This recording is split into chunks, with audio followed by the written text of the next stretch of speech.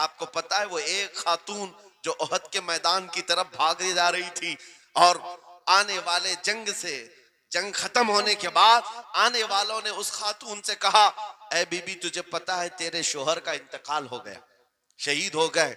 उसने इन्ना लिल्लाह पढ़ा और आगे बढ़ने लगी। फिर किसी ने कहा तुम्हारे बेटे भी शहीद हो गए। उस खातून ने इन्ना लिल्लाह पढ़ा और फिर आगे बढ़ने लगी। फिर किसी ने कहा तुम्हारा भाई भी शहीद हो गया। एक औरत के लिए ये रिश्ते बड़े अहम होते हैं, बेटा हो, भाई हो, शोहर हो। और औरतों में सब्र कम देखने को मिलता है। जब किसी के घर में मैयत होती है सबसे ज्यादा चीखो पुकार औरतों की होती है, नोहा करना, मातम करना औरतों के अंदर आता है।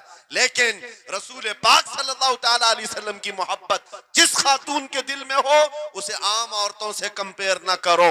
एक ही तन्हा औरत है, बाप भी शहीद, बेटा भी शहीद, भाई भी शहीद, शोहर भी शहीद। चार चार मौतों की खबरें जब उनको दी गई, उस खातून ने कहा, ऐ आने वालों, सारे मेरे रिश्तेदारों के मौत की खबरें सुना रहे हो, जरा ये तो बताओ आमिना के लाल सलामत है या नहीं?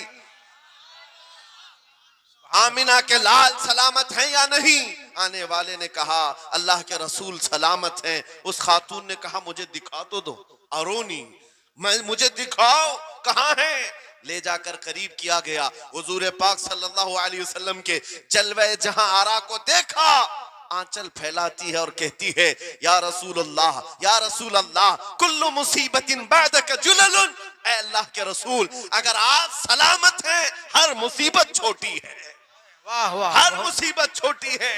उनका ही ये नारा था, हर सितम हर मुसीबत गवारा है। या रसूल अल्लाह, एक बार कह दो कि तू हमारा। सुभान अल्लाह।